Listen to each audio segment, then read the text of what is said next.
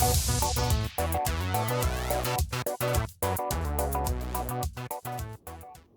everyone, welcome back to my channel. If you're new here, my name is Desiree, and on my channel I talk about all things wellness. If you haven't already liked and subscribed, please do that and turn on the notifications. That way you get notified every time I put out a new video. And I do have some more content coming out because I have things to say, I have things to share, and I want to share them with you. Today is a special day. It is Thanksgiving, and for the last 2 days I have been recording everything that I have been making for my family. I had a lot of requests to record me making specific food since we are lower carb, and I thought, what better time to do that than now? What I'd like to share with you is that when I started thinking about what our meal was going to be for Thanksgiving, I did some research to see what we normally consume during a regular Thanksgiving meal. And I found it fascinating and a little horrifying that most Thanksgiving meals without dessert is actually around 3,000 calories for one meal. And that being 536 grams of carbs, just from a general Thanksgiving meal without desserts and beverages. So you're looking at 4,500 calories for just an evening or an afternoon, depending upon when you have your meal. And for us, that's just entirely too much. Now, we did want to enjoy as much as we could, and we did. And after I figured out what we were going to have and what the menu was going to be, our whole meal came to 1,380 calories. That is far less than 3,000. That's not including our dessert, but even our dessert really put us maybe at 1,500. So the difference is astonishing, and I do not feel deprived. If anything, I am full. Mama is full. Daddy is full, and we really enjoyed our meal. If you're interested in our Thanksgiving meal, keep on watching.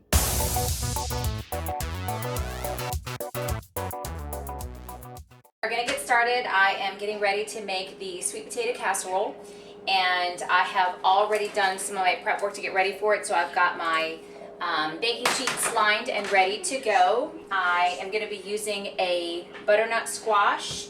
I'm gonna be using cauliflower, and because I'm extra and I can't have sweet potato casserole without sweet potato, I'm gonna have a sweet potato. Even though the recipe doesn't call for it, I have to have sweet potato in my sweet potato casserole. You feel me? So I'm gonna go ahead and cut everything up, put it in bowls, put it in a large bowl, mix everything up with butter and seasoning, and then I'm gonna put it in the oven at 400 degrees. I'm gonna bake it, take it out, and then I'm gonna start my pureeing process. Wish me luck.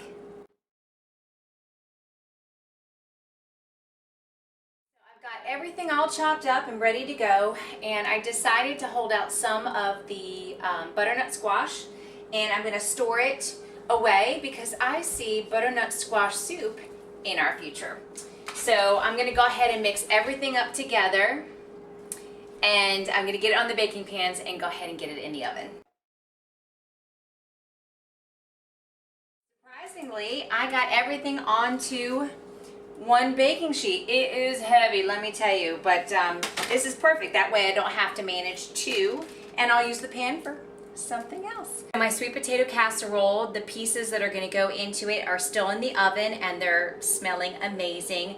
One thing that I didn't show in the video was me putting cinnamon and sea salt in the mixture as well. I did do that so I can smell the whole kitchen is just full of cinnamon.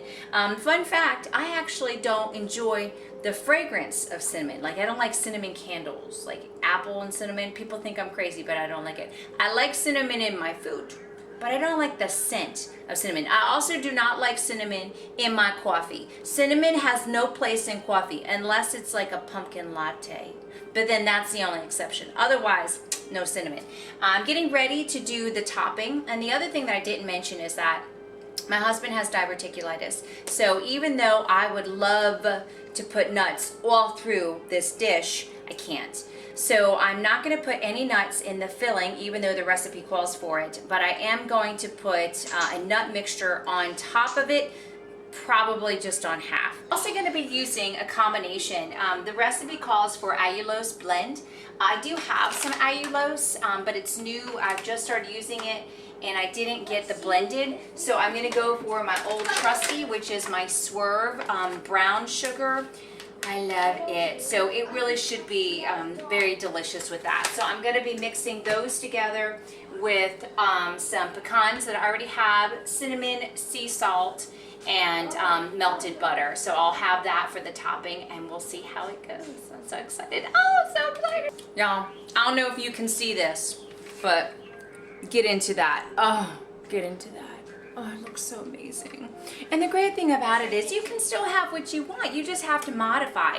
So, Mama gonna have some nuts on her sweet potato casserole. It's gonna be delicious. It's gonna be delicious.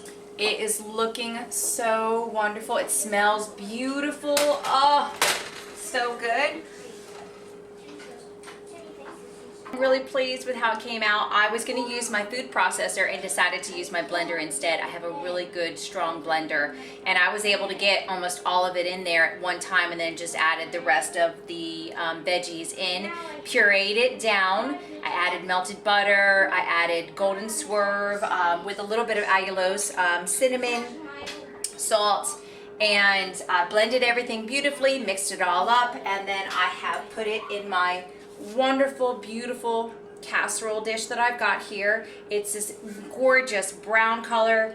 It smells a little bit later because I took some time to do some laundry and hang out with kids and do some different things. So I'm going to be making green bean casserole, but I'm not only going to be making green bean casserole, I'm also going to be making my own homemade cream of mushroom soup, because some of the soup that you get from the supermarket, it's got sugar, so I want to make sure I know exactly what's going in here. This is a lot of mushrooms.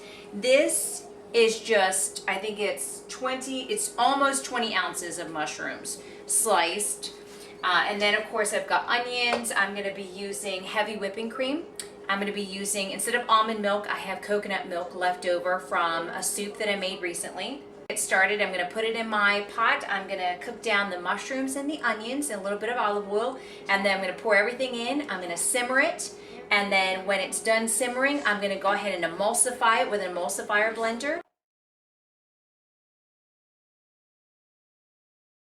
Good. It's smelling nice, and I'm not even gonna lie, it smells stinky. It smells like dirty socks. I'm one of those people that I am not in love with mushrooms, but I have learned to appreciate them like many other things, and I know that I'm going to enjoy it in this dish. So I'm going to go for it, and I'm going to do the thing. It's time for me to add in the garlic, so I'm going to go ahead and add in 6 cloves of garlic that I've already minced up. Okay, I take it back. The garlic makes it smell good. It's more better. It's more better. Got everything added into my pot. I'm going to go ahead and let it boil, and then I'm going to turn it down to simmer and simmer it 15 minutes, and then I'll be back. My cream of mushroom soup is done, and I have so much left over that I have enough to put it in the freezer for later, and I've got some ideas percolating about what I'm going to do with that. Now it is time for me to actually assemble my green bean casserole. So I'm going to go ahead and take some avocado oil, and I'm going to saute my mushrooms and my onions, and then I'm going to put everything together.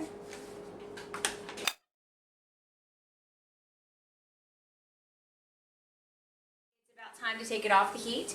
I'm going to put it in a bowl. I'm going to add in the green beans and my homemade cream of mushroom soup. I'm going to mix it all up, and then I'm going to put it in a casserole dish. I've gone ahead and put together some almond flour and minced onions for the topping for tomorrow, but I'm not going to add in the oil now. I'm going to wait until tomorrow. That way it gets all crumbly, and then I can put it on top before I bake it. I don't want to do it tonight because I want it to get all nasty, but I want to do as much as I could tonight so I could do less tomorrow.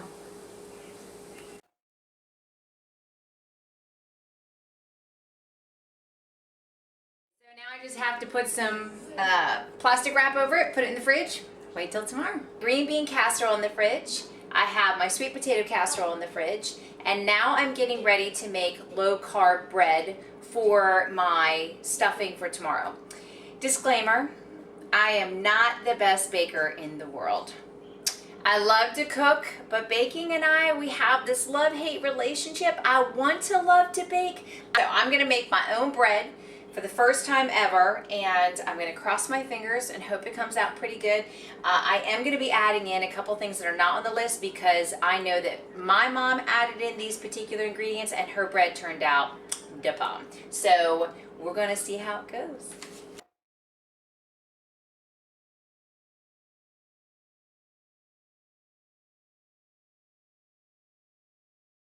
So good. So things I learned from my mama. Never put your eggs directly into your mixture.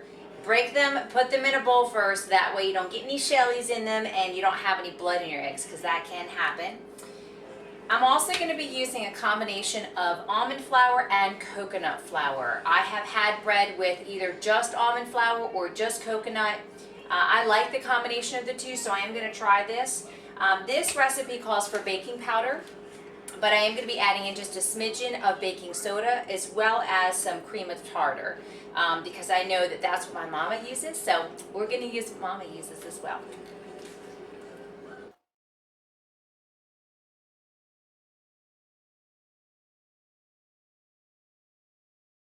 This particular recipe I'm using stevia. Now I know that my mama uses Swerve, and I'm running low on Swerve. So this particular recipe does call for stevia, so I went ahead and just counted out 15 drops of stevia and put it in a little cup and then poured it in. I have already lined my baking pan, and I went ahead and put in some parchment paper and greased it really good. Sometimes I use silicone baking pan, but for this one in particular, I wanted to stick to just using metal. Some people have mixed reviews if they use silicone, and I wanted this to be foolproof if it's possible, so we're going to use metal.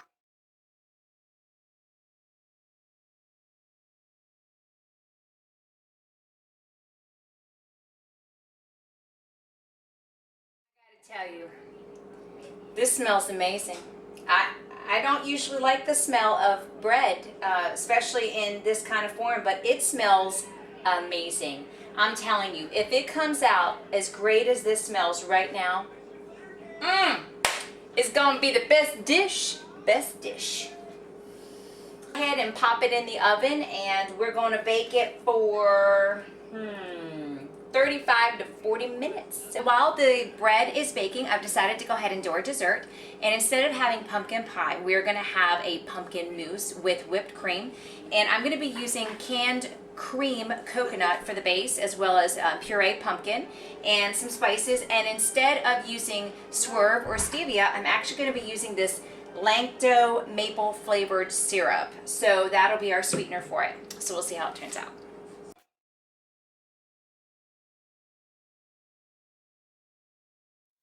Home from taking the kids out to see the lights, and lo and behold, my mousse actually set up. I didn't think it was going to, but it did. So I went ahead and made 5 of these pumpkin mousse desserts, and I made homemade whipped cream and just topped them with a little Lily's dark chocolate. So actually this is milk chocolate. So we have 5 of these for Thanksgiving. Now obviously we're not going to eat all 5, but we have some for a few more days. So it turned out. Happy Thanksgiving! So I am going to do an update from last night. We went out to see the lights near where we live, and when I came back I checked my bread. The bread that I'm making for the pork sausage dressing today I made last night, and that should be on the video. And because making low carb bread is so tricky and it can be very spongy, I sliced it and put it in the oven and baked it on each side for a while and then left it in the oven. I turned the oven off and we went out and did our thing, and I left the bread in there, and when I came back it looked amazing. Oh, it has the right texture, it has the right smell. There are a few pieces missing. We partook a little bit last night with some butter. It was so good. Oh. But now I'm getting ready to do our low carb rolls. I said before, I am not the best baker. So in order to ensure that I stay true to this particular recipe, I have already measured out everything that I need, and I am hoping again that it goes well. So I'm going to be using psyllium husk for this particular recipe. And the challenge with psyllium husk, and some don't know this, is that you actually need to put boiling water into the mixture. If you don't use boiling water, it doesn't set up properly, and it can actually cause constipation. So that is something that we do not need to have because we are working on our gut health. But I am going to go ahead and make the rolls, and we're going to see how it goes. have put in my psyllium husk, I put in all the ingredients, I mixed it really well, I put in my boiling water, I did that a little bit at a time, and then I allowed the mixture to expand. Now here comes the tricky part. Because this particular recipe calls for seeds, and I love seeds, and I want seeds, but I can't have any in my husband's half, I have to separate half out for him and half out for me. So I'm gonna put some of mine into a separate bowl and mix in all the lovely goodness. For mine, I'm going to be using some chia seeds, everything but the bagel seasoning. I'm going to be using sunflower seeds, and there's some minced onion here as well. So my mixture is beautiful. In fact, I'm going to show it to you. See that? It's got so many seeds. I love seeds. I have a thing about seeds, love them. Now I'm going to go ahead and put all of my rolls onto a silicone baking sheet. And this dough is extremely sticky, especially his, because he doesn't have any seeds in his to kind of bind it together. So I'm going to have to oil my hands really well, and a lot of times I have to go in between water to keep them really wet in order to get it onto the baking sheet. The other thing is too that this particular recipe I noticed kind of spreads out a little bit because it's kind of thin. I have thought about adding in more almond flour, at least into his mixture, but every time I do that, it doesn't really come out the best. So I'm going to just stick to the recipe, and I might even try and use a ice cream scooper this time. I might try that. We'll see how it goes.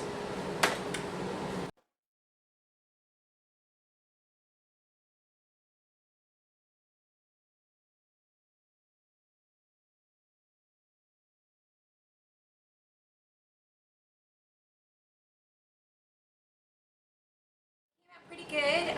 Surprisingly, for whatever reason, this particular batch came out drier than the last time, and I think it might have something to do with the type of almond flour I used. Last time I used Bob's Mill, and this time I'm just using a regular generic brand from the store. So it could be something to do with the mixture of that. I don't know, but I'm going to put it in the oven and see how it turns out. I am absolutely thrilled, over the moon with how well the rolls came out. If you can see, I've already got them separated. Daddy's is on one side and mine are on the other. I could have probably flattened them out a little bit, but I've noticed that the last few times I made these particular rolls, they were so flat that it didn't give me that feeling of an actual roll. So these are a little bit smaller, but they're pretty dense, they're pretty heavy. And then as you can see, my husband's are a little bit bigger. Mine are smaller, so that's okay. It's okay. That's the thing about cooking, baking. Make it your own. I love to cook, especially when I'm not under time constraints. What I'm going to do now is I'm going to go ahead and start on my dressing, and I'm going to be using pork sausage. I had to be very careful to make sure that I got the right kind of sausage. My husband cannot have red meat of any kind, so I had to make sure that it was actually pork sausage. So I got that, and I do want to show you how awesome the low-carb bread came out. I cut it into little pieces.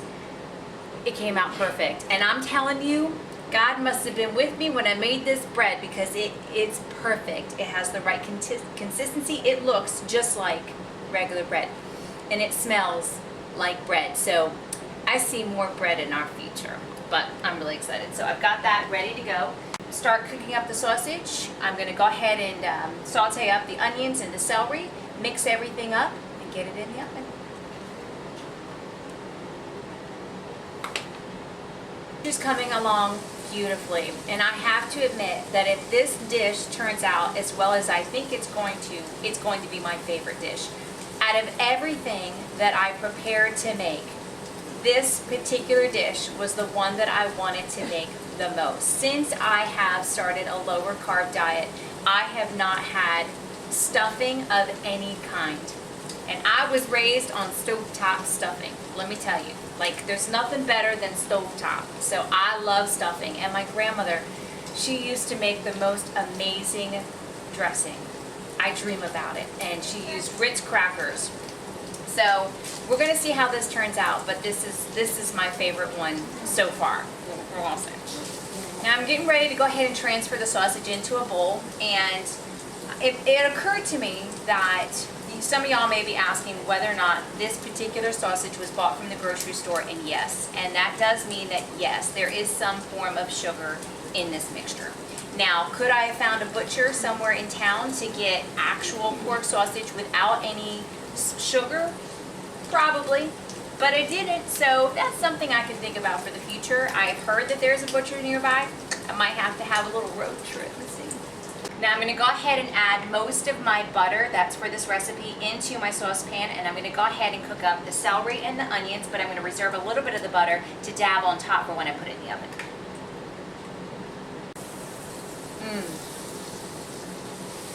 I do love butter. Butter is higher in calories, but today is the day where we're not going to focus as much on calories. Calories do matter to a point, but not for Thanksgiving. We're gonna cut down the calories. It's not going to be as many, but we're also not going to freak out about the calories today. Today is the day to be thankful. Thankful that I can eat butter, and I'm going to eat butter. We're looking good. So the celery and the onions are just about done. It's time for me to go ahead and mix everything in my bowl. I'm going to mix it all up, put it in a casserole dish, and we'll be good to go. I'm so excited. I love this dish. Something that I think that makes this dish really special is I get an opportunity to use the last of some of my spices from my little mini garden that I had on my porch. It really broke my heart to cut down all of my stuff, but I had just a little bit left. I'm going to be using some parsley that I grew myself, a little bit of rosemary. I didn't have any fresh sage, so I'm just going to use some ground sage and some thyme. And I'll be putting in about 2 cups of chicken broth into the mixture as well.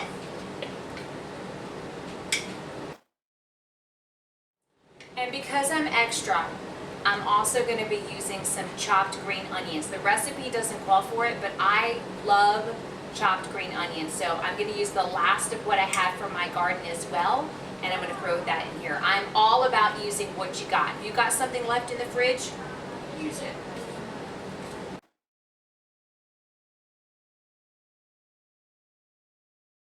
It looks beautiful, and because again I'm extra and that's just how I like it, I'm going to sprinkle some garlic salt on top too.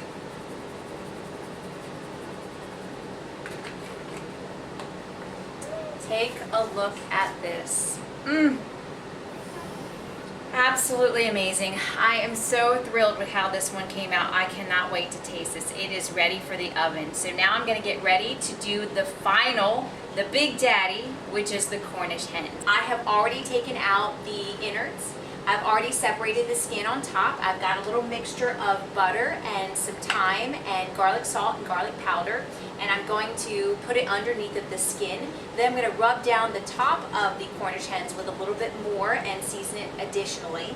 And then I'm going to take the last of my homegrown rosemary and lemon balm. I forgot to pick up lemons from the store, so I'm going to use lemon balm and put it inside of the chickens with some chopped up garlic. And I left my garlic in really big chunks. So I'm going to go ahead and stuff all that, and then I'm going to bake it at 450 for 20 minutes, and then I'm going to reduce the heat to 350, and I'm going to bake them for 60 minutes.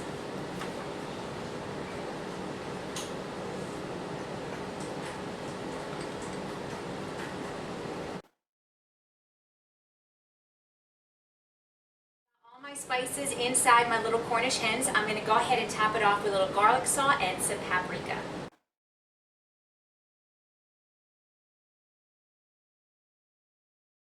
Looks absolutely beautiful. Take a look. I don't know if you can see from there, but they're so cute. I can't wait. Cornish hens are in about 20 minutes. I'm going to reduce the heat, turn everything down, and I'm going to bake everything for 60 minutes. Start putting in my casseroles, and then it'll be time to eat. So our meal is all finished, and I have already served up my plate and my husband's plate. He is going to eat an entire Cornish hen. And so you can see how they turned out. They look absolutely beautiful. I cut mine in half, and I'm going to save it for another time. The green bean casserole came out beautiful. It's nice and crispy on top. The dressing, which of course I said was going to be my favorite, and it turned out beautiful. And we've already dug into everything, as you can see. And my side of the sweet potato casserole has the nuts and his does not. The rolls, I can't even. They're just amazing. Absolutely amazing. And this is my plate.